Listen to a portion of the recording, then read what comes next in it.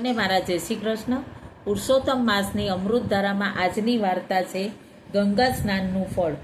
એક ગામમાં કોઈ બ્રાહ્મણ તેના દીકરા સાથે રહેતો હતો. દીકરાને પરણાવ્યો.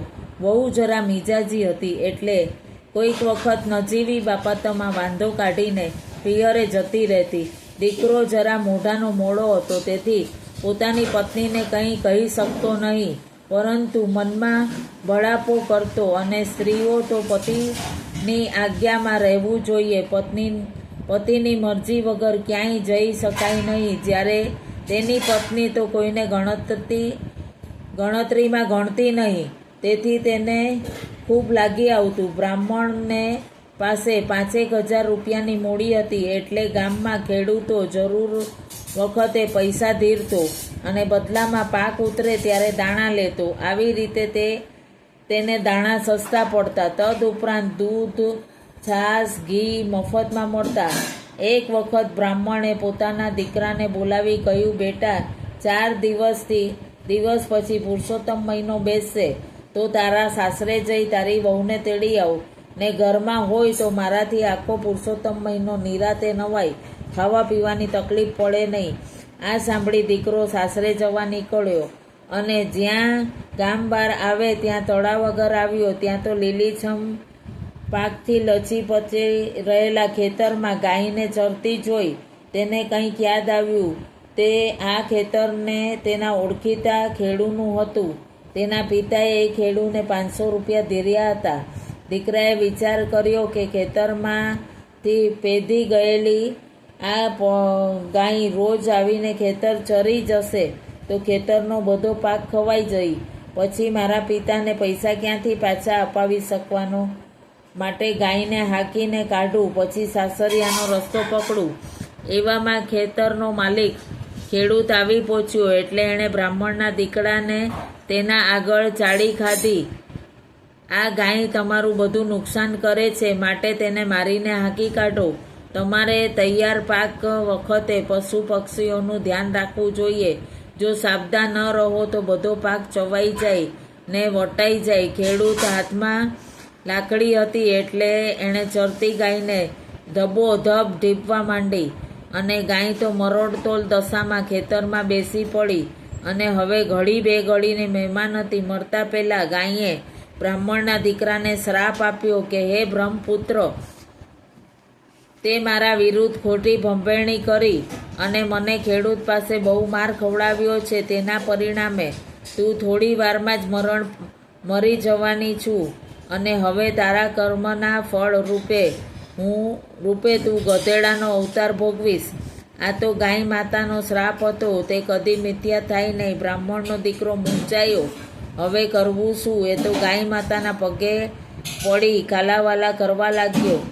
મારી ભૂલ થઈ ગઈ, મને ક્ષમા કરો. હું આ શ્રાપમાંથી મુક્ત ક્યારે થઈશ? ગાય બોલી, તું તારી વહુને તેડવા જાય છે, તારા સાસરે જા.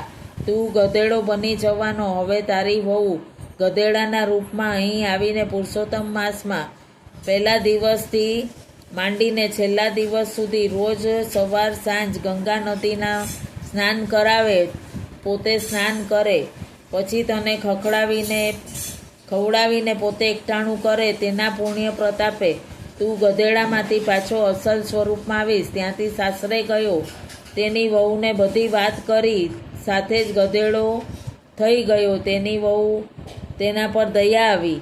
તે તો મા બાપને બધી હકીકત કહીને ગધેડાને લઈ પોતાના સાસરાના ગામમાં આવી. પણ સાસરીએ ન જતા નદીથી થોડે દૂર ઝૂંપડી બાંધીને રહી. 2 દિવસ પછી પવિત્ર પુરુષોત્તમ માસ બેઠો, એટલે વહુએ ગધેડાને લઈ નદીએ સ્નાન કરાવ્યું. પછી પોતે પ્રભુનું સ્મરણ કરતા નાહી લીધું અને ગધેડાને લઈ ઝૂંપડીએ આવી અને એકટાણું કરતા પહેલાં ગધેડાને ખવડાવ્યું. પછી પોતે જમવા બેઠી. આ રીતે રોજ વહુ ગધેડાને નદીએ લઈ જાય, નહાય, નવડાવે ને પ્રભુ સ્મરણ કરી પાછી ફરે. વહુ તો રોજ ગધેડાને ખવડાવે. આ વાત રાજાના કાને ગઈ, એટલે રાજાના સિપાહી મારફત ગધેડાની પકડીને મંગાવ્યો. આટલું સુખ પણ ભગવાનને ન ગમ્યું હોય વહુ તો વલોપાત કરવા લાગી અને રડતી રડતી રાજાના મહેલે ગઈ. રાજાના ઝરૂખામાં ઊભા હતા. બહાર ગધેડો બાંધેલો હતો. વહુ ગધેડા પાસે ગઈ અને તેને હાથ ફેરવતી રાજાને કહેવા લાગી, મહારાજ, મારો ગધેડો મને પાછો આપો. તેને નવડાવી તેમજ ખવડાવીને મારે જમવાનું નિયમ છે. રાજા કહે,